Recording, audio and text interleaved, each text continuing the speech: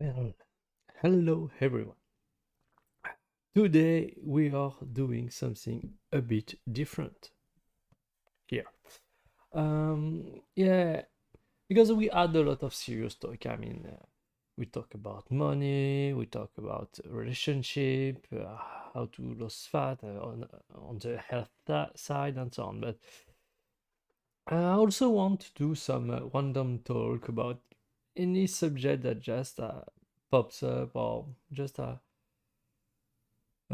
it just come to my mind because I really want to commit to be able to do daily videos and talking, but um, even though I really try to do things that I want to talk about, I still need to prepare some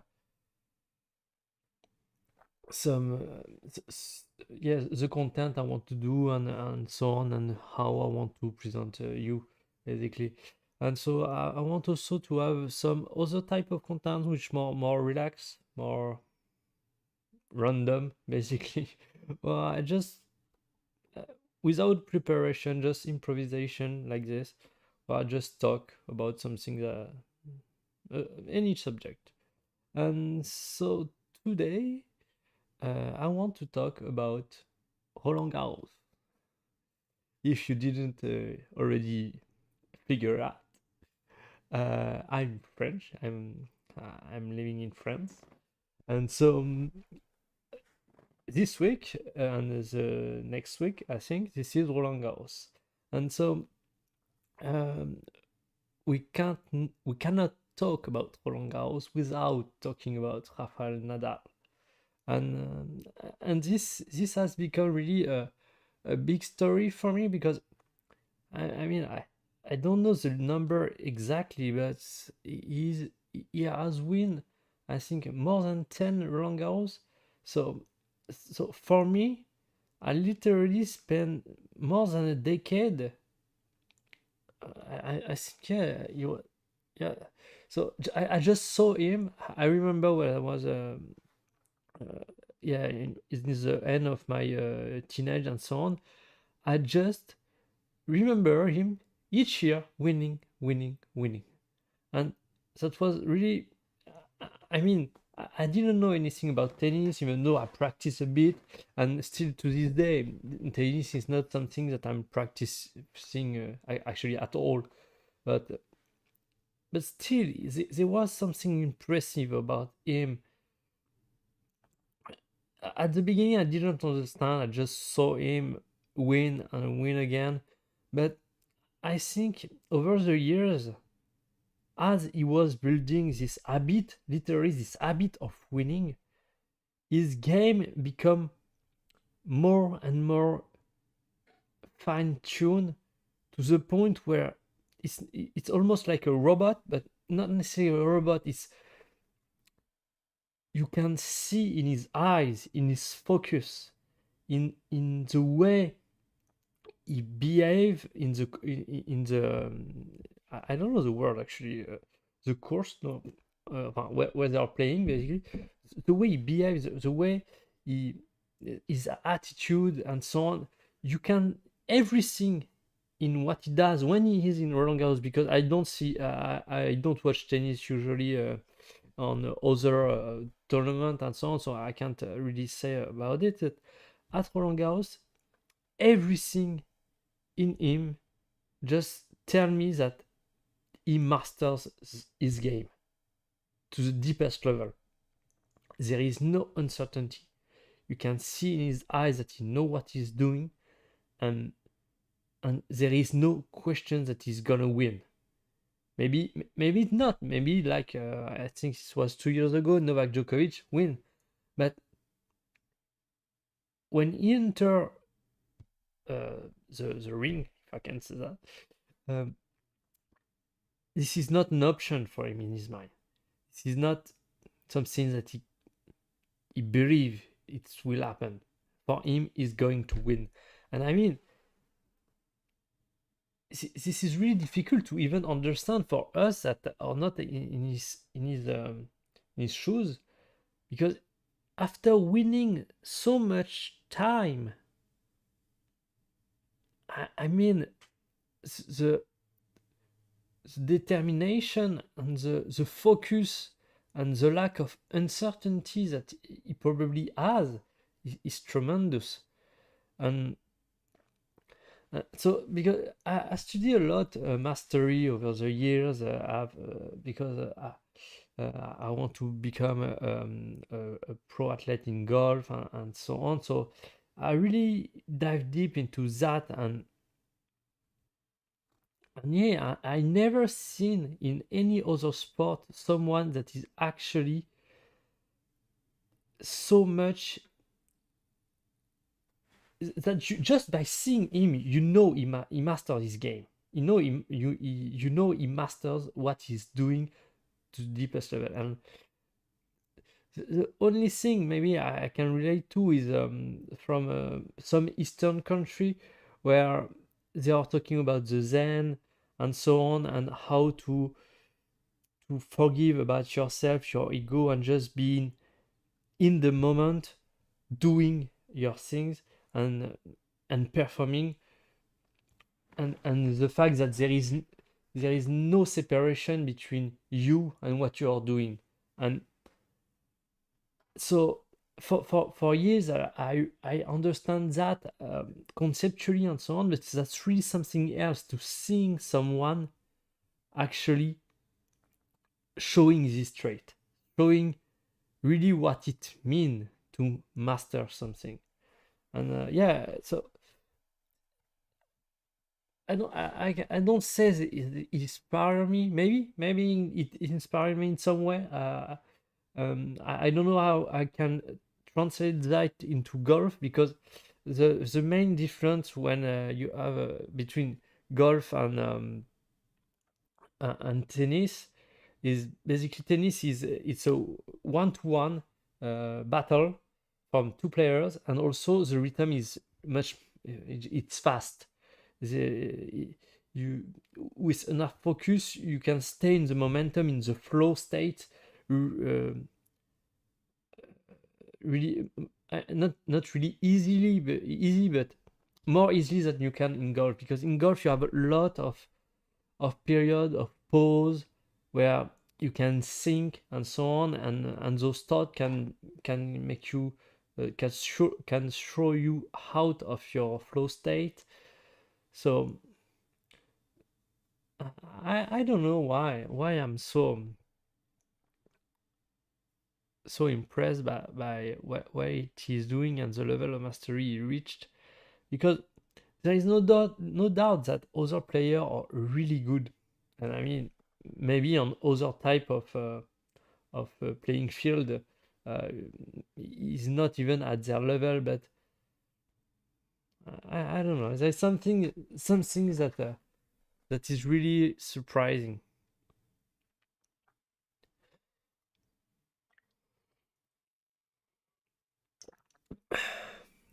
because yeah, if we talk about mastery, uh, let's have a bit of serious talk. Mastery, what it means to master something. First of all, you have the technical aspect of it.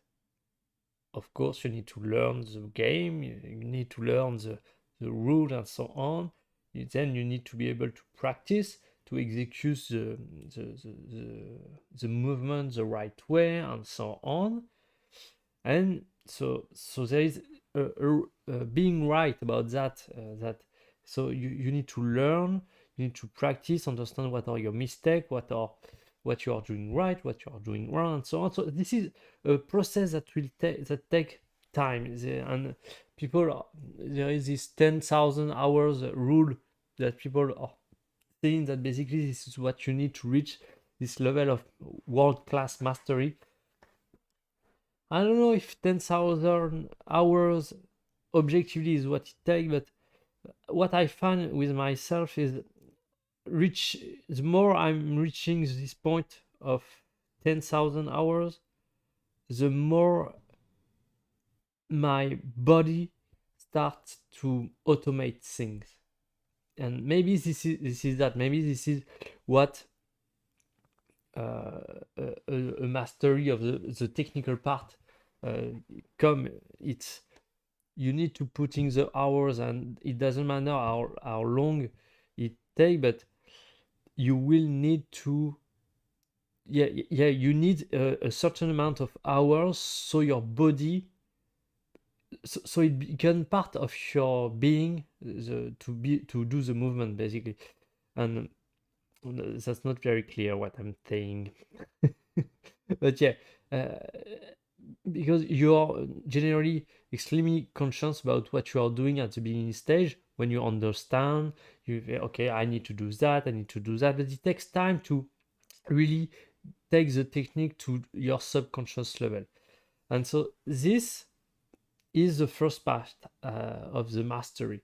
And clearly, Rafael Nadal has mastered it. We have no doubt about it. And as any pro athlete, generally speaking, that are on the highest level in tennis or in any field, any sport competition, basically. But then there is an aspect which is about focus and concentration that I think makes a very big difference between being good and being great. And this is really what strikes me with Rafael Nadal. He has mastered, as any other player, the first part, technical part. But he reached a level in the second stage that I think really few players and in any sport has ever reached. And yeah, that's really impressive, because the focus is really this moment where you are totally invested in what you are doing at the moment you are doing it. And being able to do that, and to stay in that state for an entire game and winning without ever deviating from this focus, I mean, that's just insane. And Rafael Nadal really do that impressive, just incredibly well. And this is the definition actually of being in a flow, in a flow state. This is, you are reaching the paroxysm. I think we can do that. You can say that the paroxysm of your concentration, and you're just here doing things without questioning what you are doing. And that's something I really try, even when because I don't consider myself that I still master the technical part. I'm close to it, but I don't think I have mastered it. But since the beginning, there is something I didn't understand about the stage that come after the technical part, which is you better be wrong than to doubt yourself. Because if you doubt yourself, you basically putting your conscious mind between what you are doing and your subconscious mind. And so the doubt is, you better off just trusting yourself, removing any doubt, whatever is going to happen, and just trusting that your subconscious mind will take care of it. And and and yeah, there is really this aspect of concentration where you are focused and you are just forgetting about yourself. And also this is more spiritual. This part of mastery is really spiritual, because I would say it's not about forgetting about your ego, but it's forgetting about, not your ego. It's be- yeah, that's why in the Japan culture, they want you to learn the Zen, the spiritual aspect, through practice, like I did in the past, Kyodo, the throwing arrow. I don't know. Yeah, because when you reach a certain point in mastery, this becomes no more about the practice you're doing, the games, the sport. It become a spiritual development. Yes, a spiritual practice. And at this point, there is a lot of things that you understand. And I'm practicing meditation for now more than 10 years, I think. And so there is a lot of things that I have already understood through those meditation. And I think this is where most high-level athletes fail. They become really good, but they are lacking this part of mastery, which can actually make them really great. And some of them just touch it. Then they don't understand really why they are doing it. And so as long as it's go on, they feel fine, they feel awesome, they are winning, they are performing extremely well. And when it stops, they don't understand why. And so and so they fell back into what they already did, which was working on their technique, working on their game, improving. And what they don't understand is they don't have to. What has bring them to this point is having mastering the technical part and just focusing on what they are doing in the moment or when they are doing it. And they have built this concentration aspect of mastery without realizing it. And when they are getting out of it, they think that the technical part is the issue. But actually, no. The issue is you've mastered a part of the game without being aware of it. And if you try to modify what allowed you to reach this level of mastery, this is a house of cards. This is basically you are taking out everything you've built. And that's why I think those players that reach the highest level of this field and so on need to be aware of that stage, need to be aware of the fact that technique is important until a certain point, and when you reach this certain point, you need to. This is something else that will actually bring your your level of performance to the next level, and trying to change what bring you to this stage, to this second level of performance, is just going to destroy everything you've built. And you see that you see. I mean, I'm taking the example of golf because this is the one I'm really familiar to. But this is, for instance, Luke Donald. Luke Donald was a number one in the world. I don't remember exactly when, but I think during 2010 and 2013, 15, I mean, in between those years.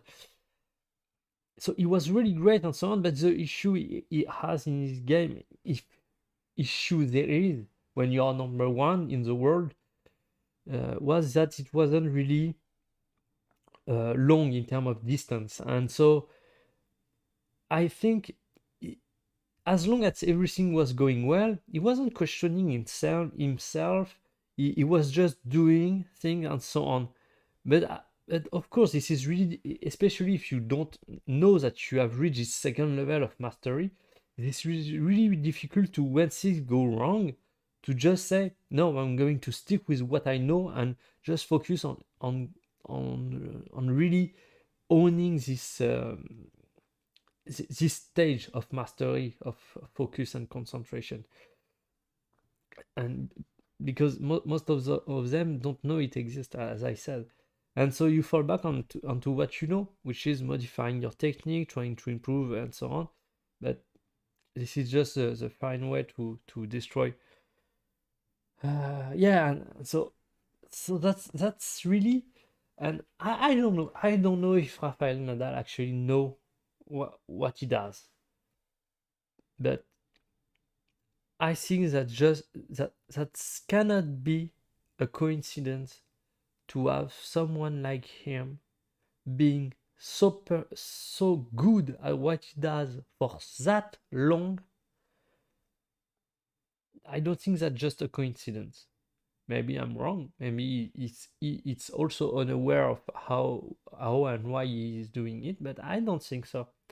I think he understands that once you master your technique, you need to stick with it and focus on your mind, focus on your spirituality to reach deeper level of mastery.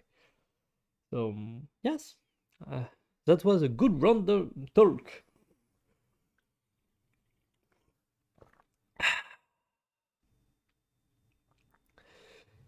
Also, as I'm here doing random stuff, I have built a website where if you want to ask me question about anything, if you think my opinion has any value to you, go ahead. Um, I'm doing two form. One form is some Q&A where you send me question and I will do videos to answer them. And you will see how much I charge for it on the website. And then I have some other more serious package, if I can say, if you don't want to have to, if you want to have a talk with me, actually. So I do some private consulting with call where we will talk during 45 minutes and so on, or some more serious package. But I mean, if you're interested, go ahead and go look for that. The link is in the description.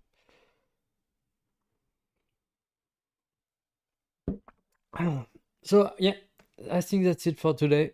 Uh, I'm really eager to eager. I don't. Yes, impatient. I can say that. To see what will be the result of Roland Garros this year. Probably Nadal is going to win once again, but at least we're going to have some good match during this. Today actually we did have a good match. That was very interesting. I think yeah. So thanks you for watching. Subscribe, like the video, and see you next time.